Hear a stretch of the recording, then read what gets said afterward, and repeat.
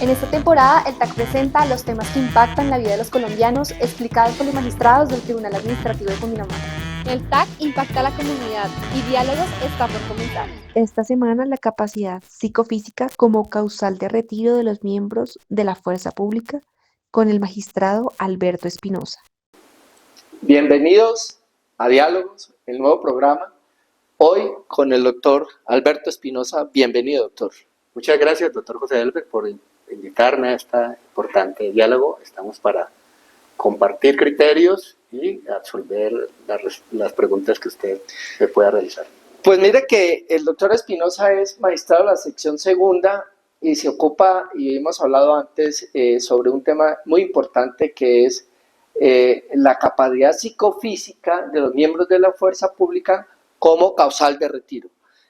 Doctor Espinosa, ¿qué es eso? ¿Por qué esa causal existe y por qué no nos ubica en el tema, la problemática? Bueno, doctor José Elber, en primer lugar tenemos que recordar que los miembros de la fuerza pública tienen una regulación especial en la Constitución Política. Miremos que los artículos 216 y 217 establecen que los miembros de la fuerza pública, que por supuesto incluyen todas las fuerzas militares, la Armada, la Fuerza Aérea, la Policía también hace parte, la Policía Nacional, la misma Constitución establece que deben tener un régimen especial desde todos los puntos de vista, y especialmente en lo que ocupa a la sección segunda, desde el punto de vista laboral, prestacional, y pues su régimen ha dicho que es diferente de los demás servidores públicos, y se entiende por la misma naturaleza de los asuntos o de las funciones que ellos desempeñan, ¿no? Que conocemos que son de gran trascendencia para el país.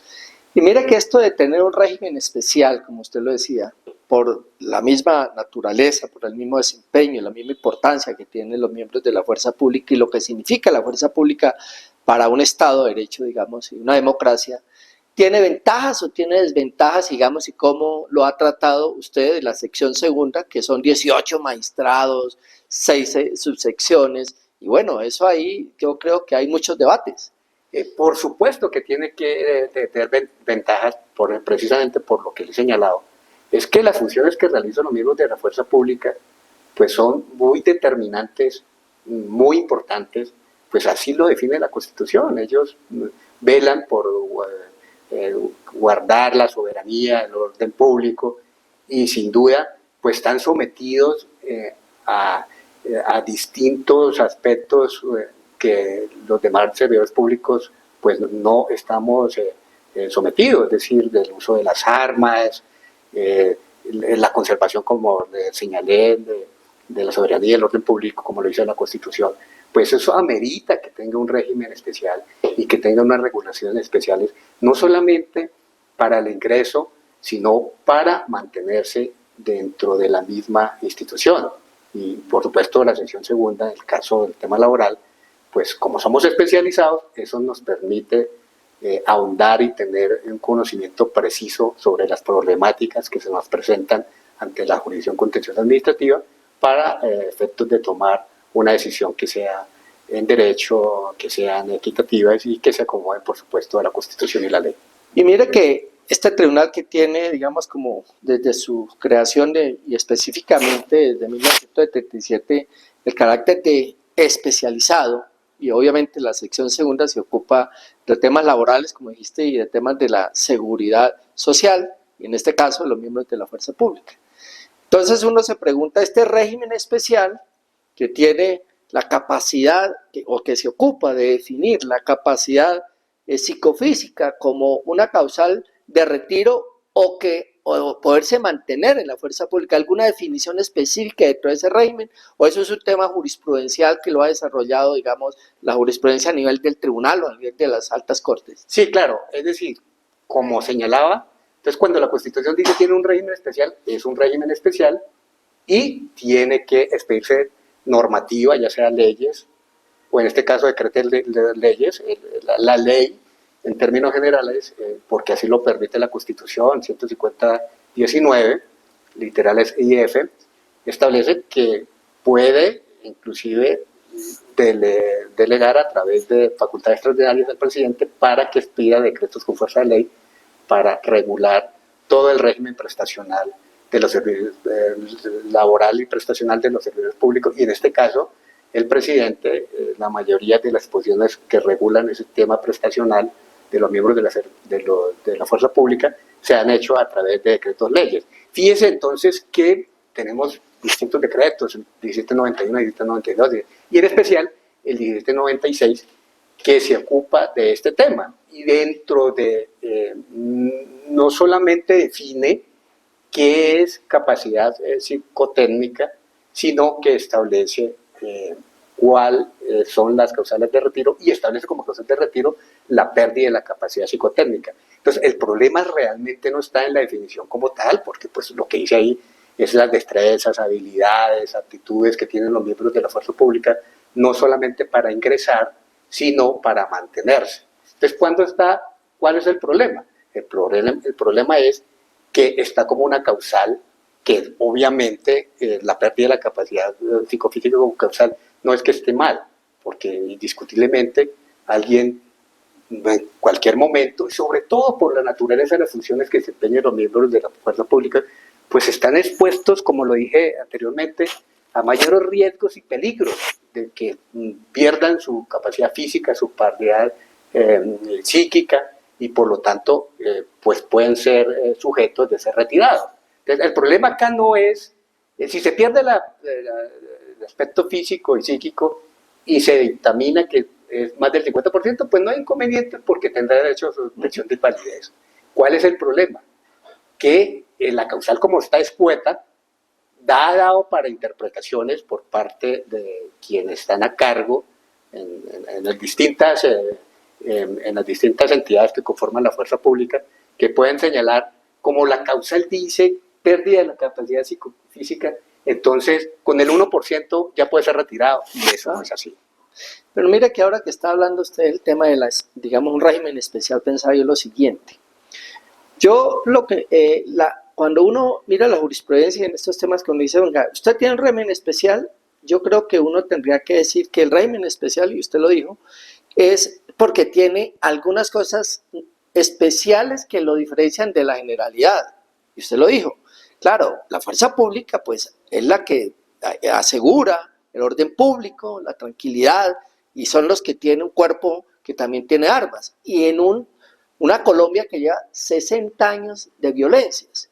Entonces, cuando hablamos de esta especialidad y cuando hablamos específicamente de lo que significa una capacidad psicofísica, yo me preguntaba, ¿a ellos de manera especial se les evalúa la capacidad psicofísica a diferencia de la generalidad o es una causal de todo el régimen laboral de todos los servidores públicos?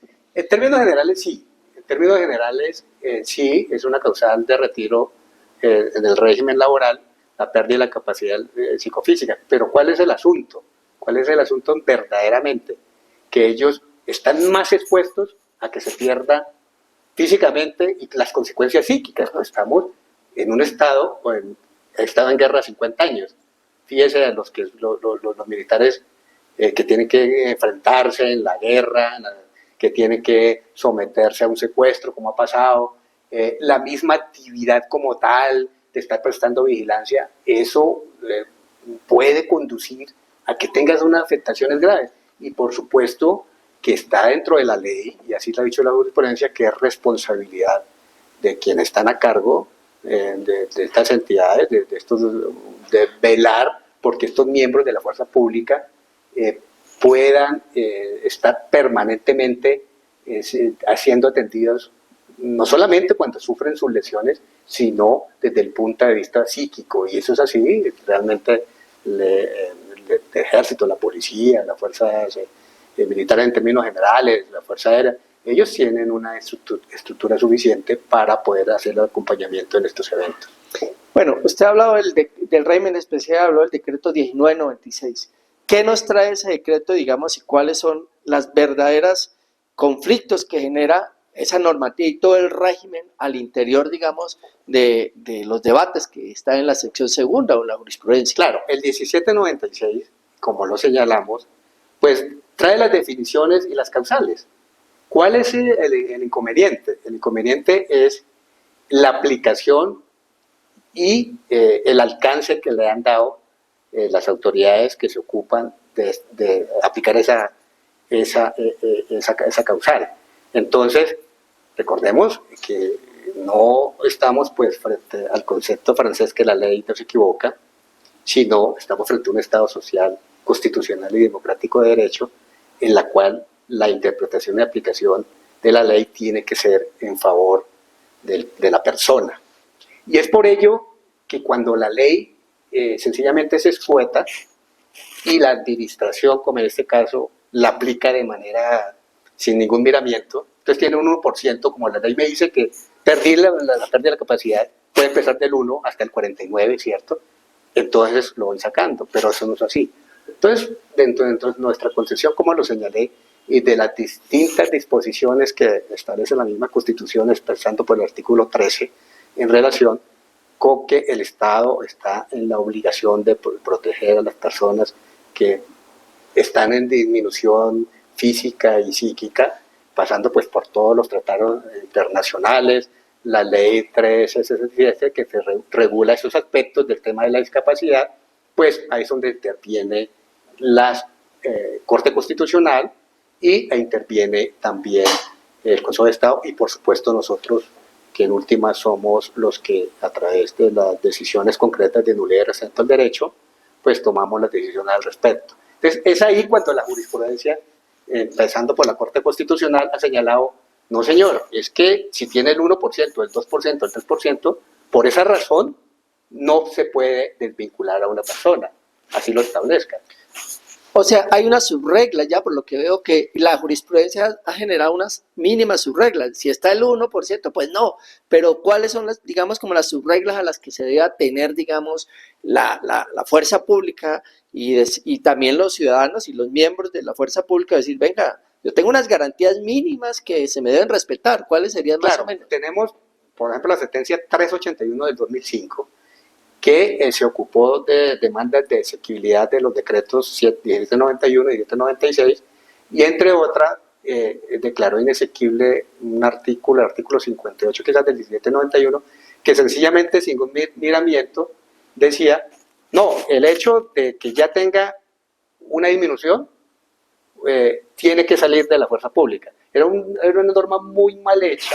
Sin embargo, el artículo siguiente ya le da un alcance, que era el 59, sí decía y señalaba cuál era el alcance de la desvinculación. Sin embargo, la Corte dijo, no basta que diga que se requiera que esté la causal como tal de la pérdida, sino que debe hacer un examen exhaustivo por parte de la administración y estableció, pues, obviamente una subregla. Entre otras señaló que necesariamente debía, por supuesto, como lo traían las normas reglamentarias, un dictamen de la Junta Médica que se encarga de determinar la pérdida de la capacidad psicofísica, tanto en las distintas fuerzas. Y al igual, se tenía la oportunidad, porque hay un tribunal militar de policía, o un tribunal médico, tribunal médico de la policía y de las fuerzas militares, que le permite conocer los asuntos en segunda instancia de estas juntas médicas.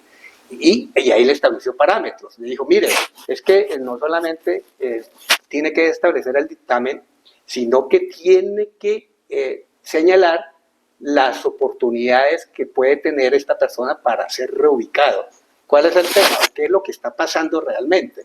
Entonces, o pasaba con las mismas juntas médicas. Las juntas médicas sencillamente decía, listo, tiene una capacidad de pérdida psicofísica y es el 19%, y tiene un problema psíquico de un 5%, un 25%, y por lo tanto no es apto para actividad militar. ¿Sí? Puede tener razón.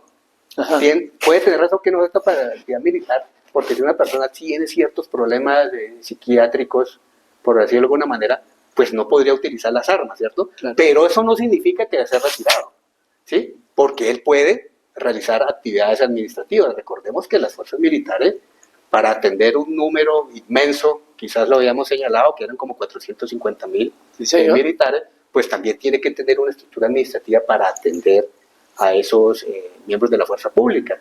Entonces, no basta decir es que no es apto para actividad militar, porque pueden haber múltiples entidades o actividades en la cual ese militar, ese policía, puede ser reubicado para hacer actividades administrativas.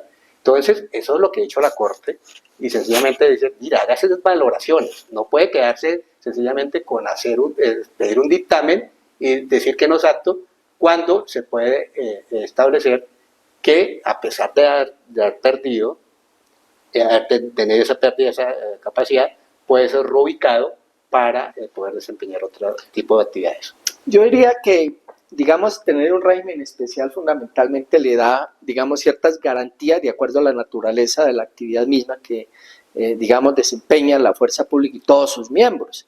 Y eso, y tiene que ser, pues, no para desmejorarlo, sino para garantizarle precisamente y mejorar algunas condiciones. Y un mensaje, doctor Espinosa, para todos estos miembros, para toda esta comunidad, ¿cuál sería? No, el mensaje es sencillamente que quienes van en su momento tienen la posibilidad de aplicar esta causal de retiro por pérdida de la capacidad psicofísica, es que vayan a la jurisprudencia, ¿sí? Vayan a la jurisprudencia y le den aplicación en estricto sentido, que determinen esas juntas médicas, que determinen, ahora las juntas médicas no son los que retiran, sencillamente son los que dan los parámetros para que quienes estén a cargo de tomar las decisiones lo hagan, y quienes estén a cargo de tomar las decisiones los tengan en cuenta. Hemos tenido casos inclusive en los cuales, a pesar de que la junta médica dice, evidentemente no es apto para la actividad militar, porque pues no puede ir a combates, pero puede ser reubicado, y con todo, con porcentajes de 12, 19, los han retirado, ¿cierto? Hay otros eventos en los cuales también nos hemos pronunciado, en las cuales las juntas médicas o el Tribunal Médico Militar y de Policía han señalado, sí, no es apto, pero no dan razones suficientes. Entonces la Corte también dijo en eso, una de sus reglas era, den razones suficientes médicas para establecer que no es apto para ninguna reubicación, no solamente para el tema militar propiamente dicho, de la actividad principal, ¿sí? Entonces ahí es donde nosotros intervenimos, dije, no, pero es que no tiene ninguna valoración, no tiene ninguna motivación, o sea, por lo menos en esos casos hemos dicho, tiene que ser reintegrado y haga una valoración de debida forma para verificar si verdaderamente puede o no permanecer dentro de la institución. Entonces el mensaje es ese en realidad, que están los elementos jurisprudenciales, los parámetros, las directrices, para que estas personas que tienen menos del 50% de pérdida de la capacidad psicofísica, pues sean en su momento eventualmente reintegrados, y si ya no hay ninguna acción, pues sea suficientemente sustentado y se llegue pues lamentablemente a que sea retirado de la institución. Doctor Alberto, pues gracias, porque en Diálogos pues estos temas son muy importantes para la comunidad, y a ustedes muchísimas gracias, doctor, muchas gracias. Doctor Fidel, muchas gracias por la invitación, estamos aquí con gusto para servir. Muy amable.